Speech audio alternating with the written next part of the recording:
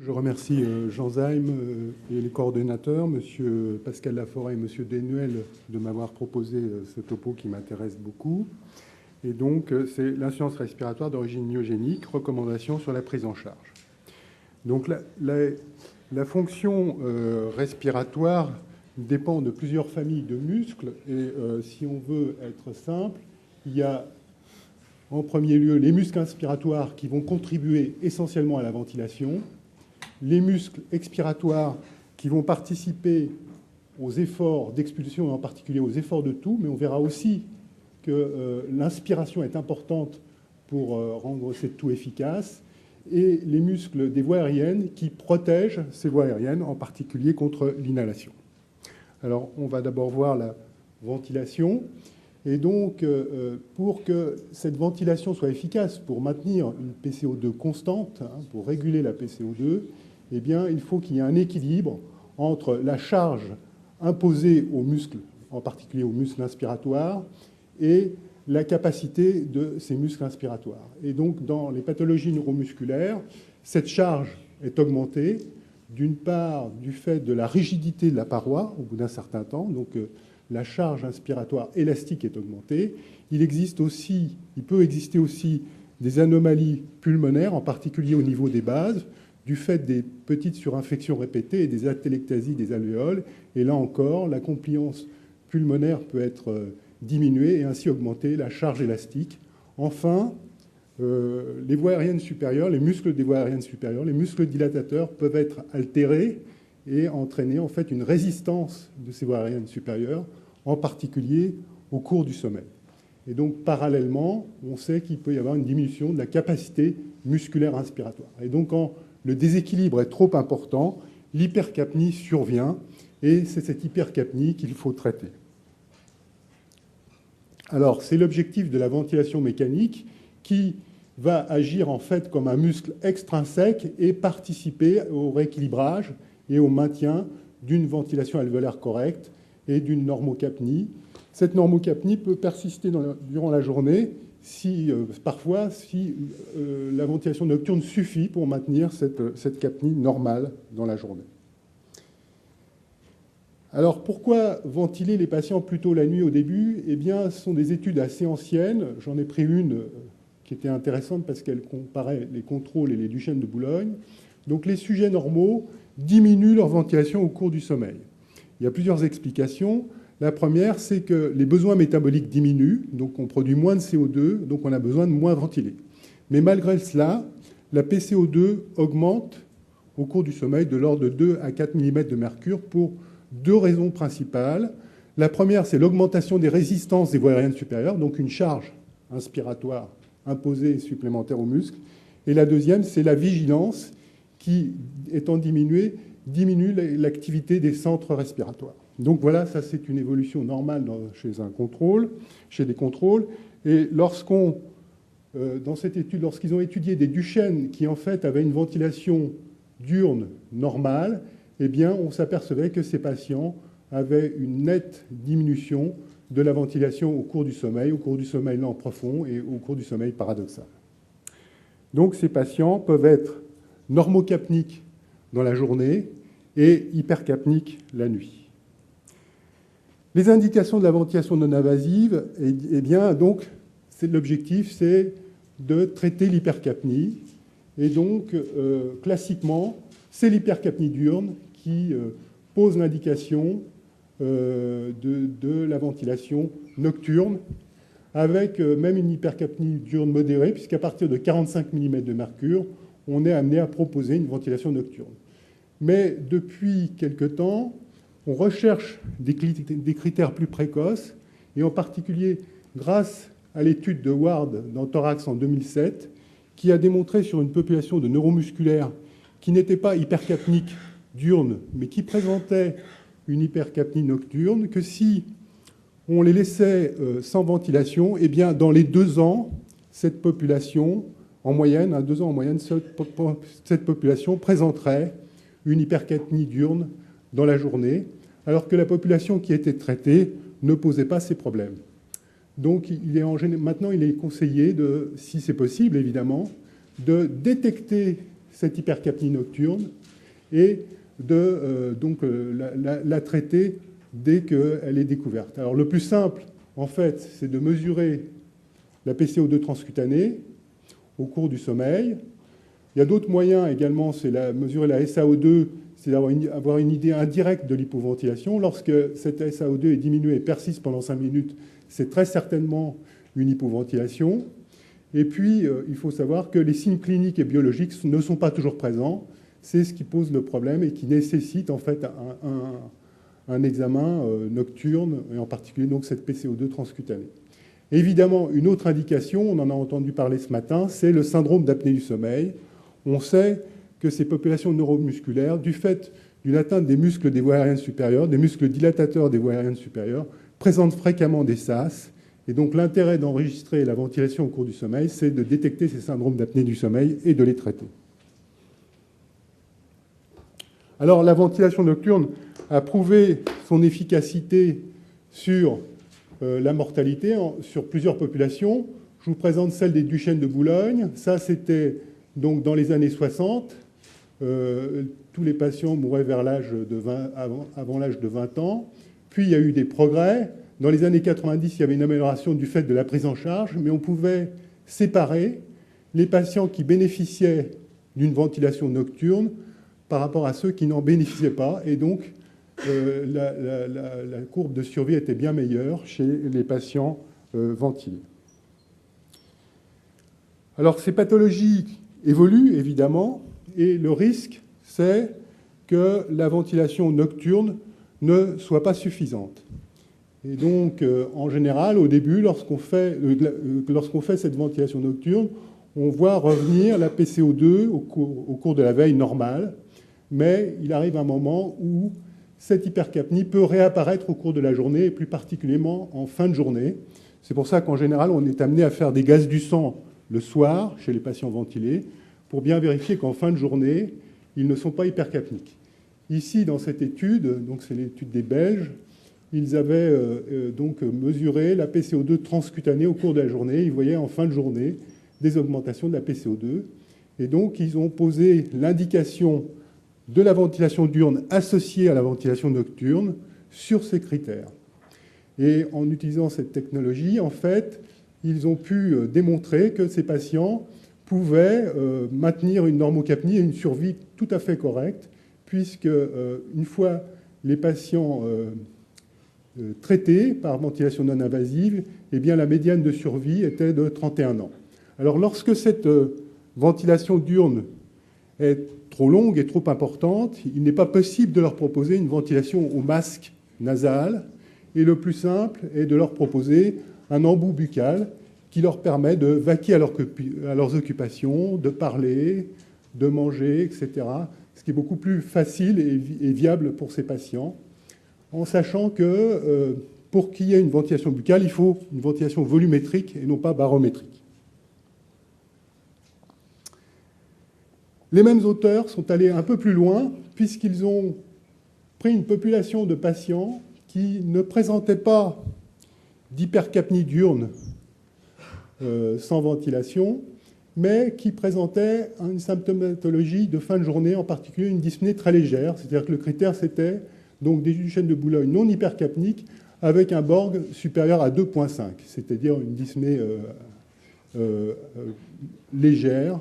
Et donc, ils ont regardé si, lorsqu'on les ventilait dans la journée, 2 heures, par exemple entre 14 heures et 16 heures, comment se passait un certain nombre de paramètres d'endurance des muscles respiratoires. Alors, je vous en montre un, il y en avait d'autres. Hein. C'est l'endurance, l'endurance contre une charge inspiratoire correspondant à 35% des PI max. Et ils ont pu ainsi démontrer que ces patients amélioraient cette endurance si on leur proposait une ventilation diurne. Et donc, leur objectif maintenant, et c'est ce qui est en train de se faire maintenant, c'est-à-dire que lorsque apparaissent des signes cliniques diurnes en fin de journée, en particulier une dyspnée, alors que les patients ne sont pas hypercapniques, on peut leur proposer une ventilation diurne dans la journée et vérifier que la symptomatologie diminue, voire disparaît. Donc, ces patients peuvent être ventilés la nuit et le jour, et parfois même 24 heures sur 24. Et le risque, évidemment, c'est la surinfection, l'encombrement bronchique et l'insuffisance respiratoire aiguë. Et donc, si on veut absolument protéger ces patients à ces situations-là, il faut savoir s'ils sont capables de tousser efficacement.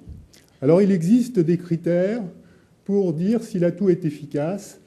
Le premier critère, c'est qu'il faut qu'il y ait un débit de toux, un peak cook flow, qui soit supérieur à 160 litres par minute au moment de la décompensation aiguë. Ça fait référence à un vieux papier de bac sur des patients intubés, et ce critère est resté au cours des années. Puis, il y a eu une deuxième étude qui a montré que pour que ce débit de toux soit supérieur à 160 litres par minute, eh bien, au cours d'une décompensation aiguë, il faudrait qu'il soit supérieur à 270 litres par minute au cours d'une situation stable.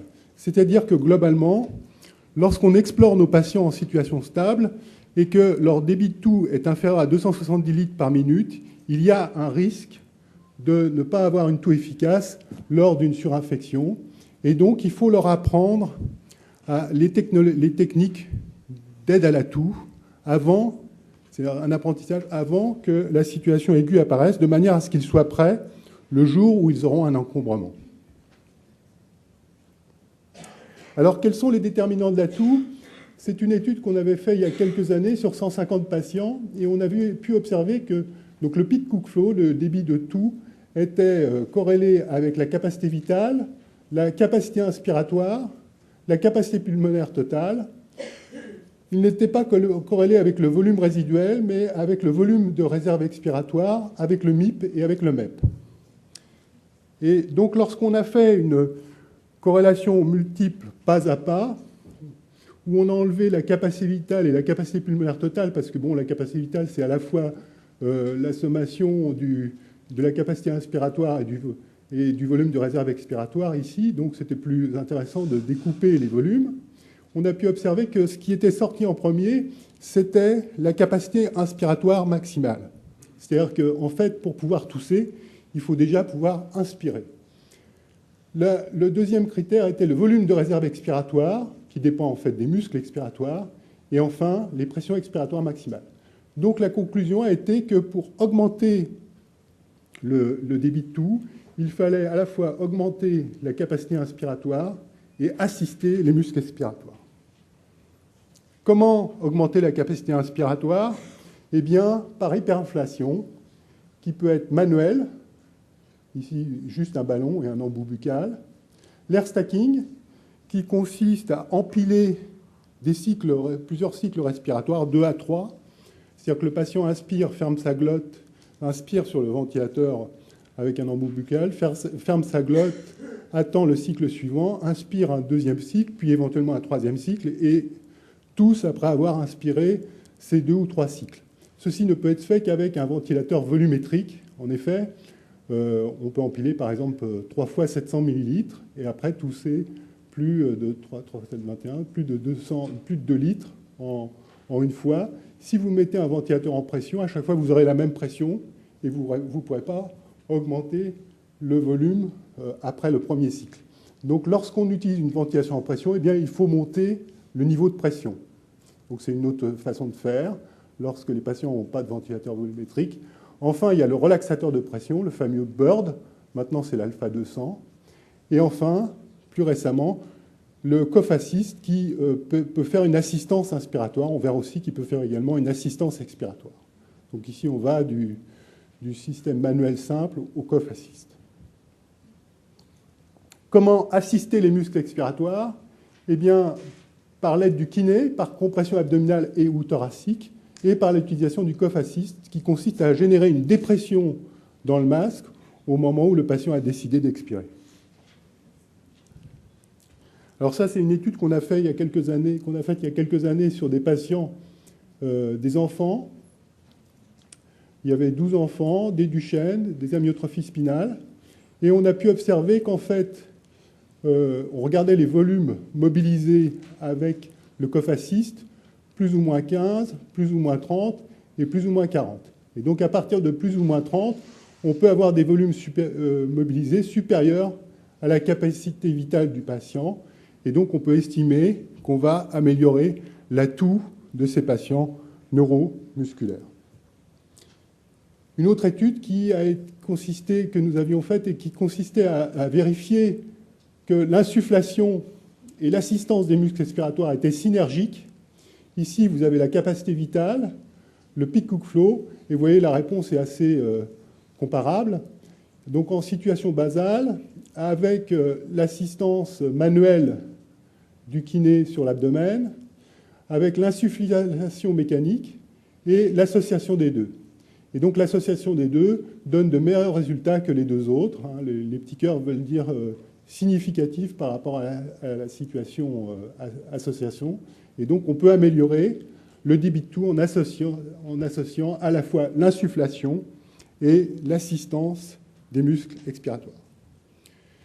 Donc c'est très important cette préparation et de vérification en fait que ces techniques marchent, c'est-à-dire que le patient avec ces techniques en situation basale fait plus de 300 litres par minute si c'est un adulte. Et donc dans ces situations-là, on peut espérer qu'en cas de surinfection et d'encombrement, on va pouvoir le sortir d'affaire. Car le risque de maintenir un patient complètement dépendant d'un ventilateur, c'est d'aboutir à une trachéotomie en situation aiguë. Et donc se pose le problème de la trachéotomie. Donc la trachéotomie, elle peut se poser en situation aiguë, elle peut aussi se poser lorsque, dans certaines conditions médicales, c'est lorsqu'il y a des troubles de la déglutition avec inhalation répétée, des échecs de la ventilation non invasive, malgré plusieurs essais de ventilateurs, d'interface, etc., des problèmes insolubles de tolérance de l'interface et lorsqu'il y a une préférence du patient. Alors, évidemment, cette indication ne peut pas se poser par le médecin seul, ce n'est pas qu'un problème médical et c'est toujours très compliqué. On se pose la question et on doit en discuter avec le patient, ça peut être aussi un problème social, etc., donc ce n'est pas du tout évident. Sur le plan médical, certaines équipes estiment que la trachéotomie ne doit plus exister dans les pathologies neuromusculaires parce que du fait des progrès de la ventilation non invasive et des systèmes d'assistance à l'atout. Et par exemple, John Bach, qui a beaucoup développé ces techniques et qui a mis en avant la ventilation et qui a fait faire des progrès considérables sur la ventilation non invasive et l'efficacité de l'atout, estime qu'il ne faut plus trachéotomiser les Duchenne de Boulogne et il se base sur cette étude de 93 qui interrogeait les patients et les patients disaient qu'en fait, avec la trachéotomie, ils parlaient moins, ils déglutissaient plus mal, ils avaient des troubles du sommeil, le confort était moins bon, l'apparence évidemment était moins bonne, la sécurité était moins bonne. Alors on a, évidemment c'était en 93 et donc on peut imaginer que la trachéotomie a fait des progrès depuis. Et on a exploré la phonation des patients trachéotomisés, on a exploré la déglutition des patients neuromusculaires avant et après trachéotomie, et on est en train d'explorer le sommeil des patients avant et après trachéotomie. Donc je vais vous montrer les résultats. Voilà, comment améliorer la phonation des patients trachéotomisés? Eh bien, si vous utilisez une canule sans ballonnet, le patient peut tout à fait parler. Ici, c'est le microphone. Ici, c'est la pression. Donc, à chaque fois que ça monte, c'est la machine qui pousse. Et ici, c'est le débit. Donc, à chaque fois que la machine pousse, en fait, le patient peut parler. Et il peut parler au cours de l'inspiration. Et il parle très bien. Le seul problème, c'est qu'il est dépendant du cycle imposé par le ventilateur. Si vous rajoutez une pression de pipe, par exemple une pression expiratoire, c'est-à-dire que la pression ne redescend pas à zéro comme ici, mais elle se maintient au cours de l'expiration, eh bien vous voyez, ce patient va être capable de parler à la fois à l'inspiration et à l'expiration, et je vous assure qu'il peut me parler mieux que vous. Alors, c'était une première étude. On a fait une deuxième étude qui consistait à comparer donc, une pipe de 5 cm d'eau et une valve de phonation. Une valve de phonation, c'est une valve unidirectionnelle, c'est-à-dire qu'on la met dans le circuit, l'air rentre par la canule et est obligé de ressortir par la bouche. Donc, ce qui permet au patient d'avoir une pression positive au cours de l'expiration et de pouvoir parler comme dans cette situation-là. Et donc on a comparé ces deux conditions, et ça vient d'être publié dans Intensive Care Medicine, et on a pu observer des résultats tout à fait comparables entre PIP 5 cm d'eau et valve de phonation.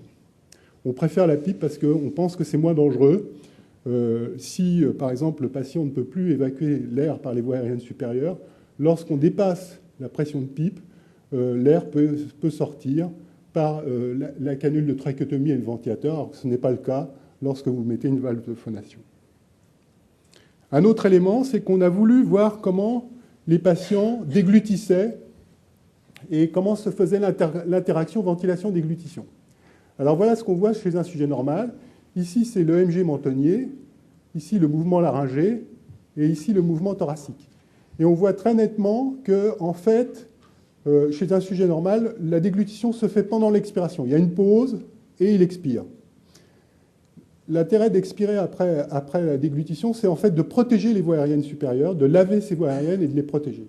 Voilà ce que font les patients neuromusculaires, c'est-à-dire que pour le même volume, ils vont fragmenter, c'est-à-dire qu'il va y avoir plusieurs gorgées, 1, 2, 3, 4, et en fait, ils vont déglutir n'importe où, là où ils peuvent, en fin d'expiration, et donc ils vont inspirer après, en haut de l'inspiration, etc. En fait, il y a une compétition. D'abord, ils ont du mal à déglutir des gros volumes, du fait de la faiblesse des muscles. Là, j'ai présenté que des patients, en fait, on a étudié que des patients neuromusculaires qui n'avaient pas d'atteinte centrale, donc on a éliminé les sténertes. Et donc, il y avait une synchronie des muscles des voies aériennes supérieures normales, mais des muscles faibles. Et donc, en fait, il y a une vraie compétition entre la déglutition et la respiration, ce qui pose des problèmes avec des risques d'inhalation. Et on a voulu voir, sur une population de Duchenne, de Boulogne, comment se passait la déglutition avant et après trachéotomie, lorsque la trachéotomie était posée sur des indications, je dirais, respiratoires, hypercapnie, mauvaise tolérance, etc. Donc vous avez le temps de déglutition ici, le nombre de gorgées avant et après trachéotomie. Évidemment, il fallait attendre 3 mois après la trachéotomie pour être en situation stable. Et on a vu une nette amélioration de la déglutition après trachéotomie. Donc je conclurai que la VNI nocturne se pose lorsqu'il existe une hypercapnie nocturne ou un SAS. On doit rajouter une VNI diurne associée si une hypercapnie diurne ou des cycles fonctionnels diurnes persistent après la mise en place de la VNI nocturne. Des techniques d'assistance à la toux doivent être proposées lorsque le peak Cook flow est bas. La trachéotomie est à discuter seulement si échec de la VNI ou complications, type inhalation.